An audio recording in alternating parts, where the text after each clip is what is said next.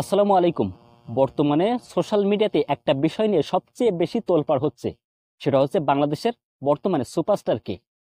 একদিকে সাকিব আল হাসানের ছবি এবং একদিকে হামজা চৌধুরীর ছবি দিয়ে ফেসবুকে পোস্ট দেওয়া হচ্ছে যে বাংলাদেশের বর্তমান সুপারস্টার কে।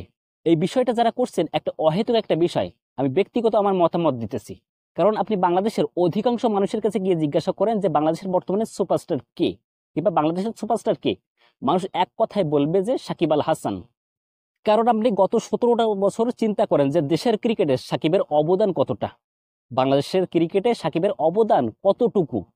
বাংলাদেশ ক্রিকেটের উন্নতির জন্য সাকিব আল হাসান তার সমর্থ মতো কাজ করেছেন এবং দেশের ক্রিকেটকে তিনি অনেক উচ্চ পর্যায়ে তুলেছেন। সাকিব আল হাসান গত 17 বছরে দেশের জন্য এবং দেশের ক্রিকেটের জন্য কি করেছেন এইটা একবার চিন্তা করেন।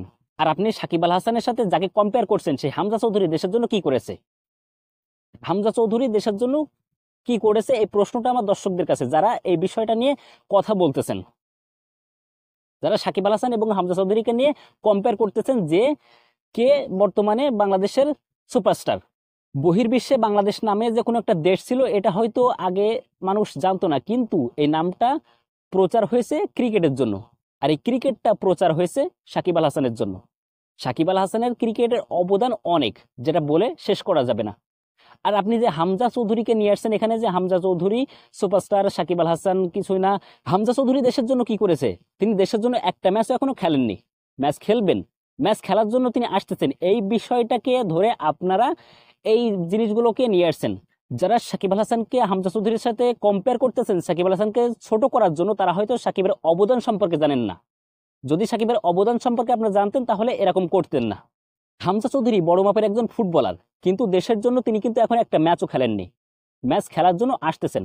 আর সাকিব আল হাসান গত 17টা বছর দেশের ক্রিকেটের জন্য নিজের আপ্রাণ চেষ্টা করেছেন, ক্রিকেটের উন্নতি সাধনের জন্য সর্বস্ব দিয়ে চেষ্টা করেছেন তিনি। সাম্প্রতিক সময়ে বোলিং অ্যাকশন ত্রুটির কারণে দেশের ক্রিকেট বলেন কিংবা বিভিন্ন ফ্রাঞ্চাইজি ক্রিকেট বলেন সবকিছু থেকে দূরে আছেন সাকিব আল হাসান। তাই বলে দেশের ক্রিকেটে সাকিব আল হাসানের যে অবদানটা আছেন সেটাকে তো আপনি ছুঁড়ে ফেলে দিতে পারেন না। সাকিব আল হাসানের কারণে বহির্বিশ্বে যে বাংলাদেশ নামটা প্রচারিত হয়েছে এটাকেও তো আপনি ছুঁড়ে ফেলে দিতে পারেন না।